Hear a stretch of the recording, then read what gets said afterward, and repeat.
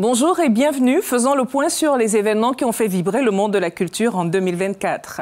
La valeur n'attend point le nombre des années. C'est avec une pointe de balise que je reprends cette citation parce que c'est une phrase qui résume plutôt bien le parcours de la Sud-Africaine Tyla, qui est notre grande gagnante de 2024. C'était aussi l'année du retour sur le continent d'œuvres volées pendant la période coloniale.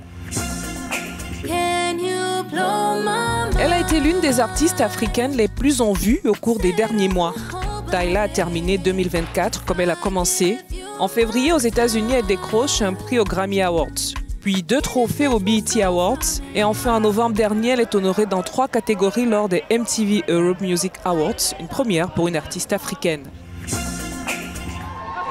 Autre trophée dans l'escarcelle sud-africaine, celui de l'humoriste présentateur Trevor Noah pour la meilleure émission de divertissement pour son show lors de la 75e cérémonie des Emmy Awards aux États-Unis. La Berlinale, l'un des festivals cinématographiques mondiaux majeurs, a été décrite comme une édition très engagée en 2024 et c'est la franco-sénégalaise Mati Diop qui a mis tout le jury de Berlin d'accord en faisant un choix tout aussi engagé. Avec Dahomey, Mati Diop filme la restitution de 26 trésors royaux au Bénin volés par l'armée coloniale française en 1892. Elle remporte la récompense suprême, l'Ours d'or. Le débat sur la restitution d'objets volés s'est poursuivi au Ghana. Le pays s'est mobilisé pour prendre possession d'antiquités spoliées il y a 150 ans par les forces coloniales britanniques. Il a pu récupérer des insignes royaux de l'ancien royaume Ashanti. Pour l'Ouganda, l'heure n'est pas encore à la restitution. Ces objets lui ont été plutôt prêtés par l'université de Cambridge en Angleterre alors que le pays espérait les récupérer définitivement. C'est un chef-d'œuvre architectural et il a fallu du temps pour le terminer, plus de 7 ans, et c'est désormais chose faite.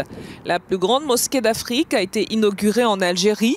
Elle a coûté près de 900 millions de dollars et peut accueillir 120 000 personnes. La capitale marocaine Rabat abrite 54 maisons d'édition et organise l'un des salons internationaux des livres et de l'édition les plus importants d'Afrique. Pas étonnant que la ville a été désignée capitale mondiale du livre 2026 par l'UNESCO. Rabat est la 26e ville à porter ce titre depuis 2001. L'organe des Nations Unies a voulu saluer son engagement en faveur de la démocratisation du savoir. Les rues et certains coins de Dakar ont accueilli la Biennale de l'art africain contemporain, connue sous le nom de Dakar. Un rendez-vous incontournable pour les amateurs et professionnels du monde de l'art. La capitale sénégalaise, pendant quelques semaines, met en lumière la créativité africaine.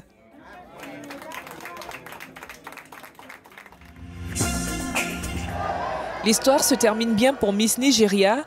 Chidima Adetshina a terminé première dauphine au concours Miss Univers à Mexico. La jeune femme qui est née à Soweto avait dû se retirer du concours Miss Afrique du Sud après des attaques xénophobes sur les médias sociaux concernant sa nationalité. Et c'est sous le drapeau nigérian, pays de son père, qu'elle aura finalement l'occasion de briller au Mexique. Elle était la seule africaine à être alignée dans le top 5. En 2024, ils ont tiré leur révérence. Le musicien malien Toumani Diabaté, maître de la kora. Il avait 58 ans.